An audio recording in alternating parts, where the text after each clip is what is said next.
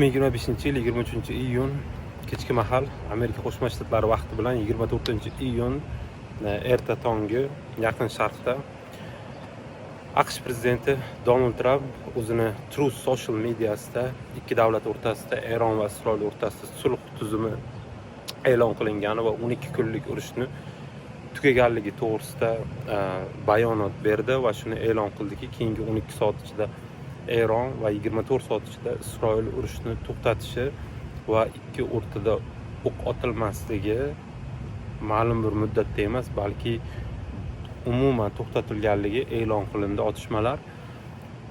Lekin yerdagi vaziyatga qaraydigan bo'lsak, hozirda Eronning poytaxti Tehronda juda ham qattiq ravishda Isroil tomonidan, Isroil qo'shinlari tomonidan havodan hujumlar bo'lyapti. Ayni bir vaqtda, hozirgi vaqtda 24-iyun kuni tong saharda Tehron Isroil tomonidan tinimsiz havo raketalari orqali, dronlar orqali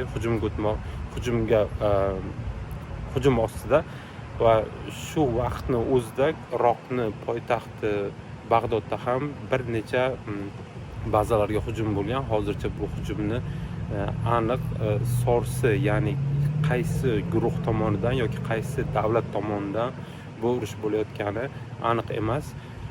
Bu Tramp tomonidan e'lon qilingan Isroil va Eron o'rtasidagi urushni to'xtaganligi shartnomasi Isroil tomonidan ham yoki Eron tomonidan ham qabul qilingani yo'q.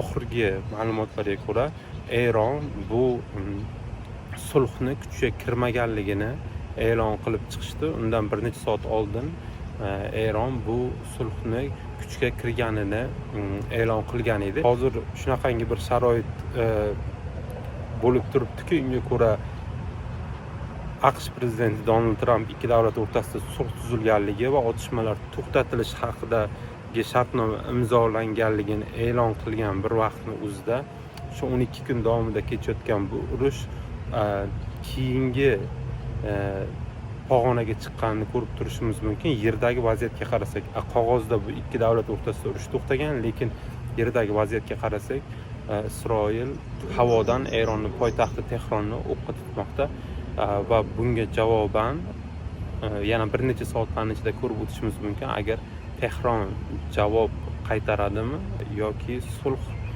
taklifini qabul qiladimi. Oxirgi chiqqan manbalarga ko'ra, Isroilning armiyasi vakillari, spokesperson chiqib Tehronda bo'lgan hujumlar atomli bomba ustida ishlaydigan science, ya'ni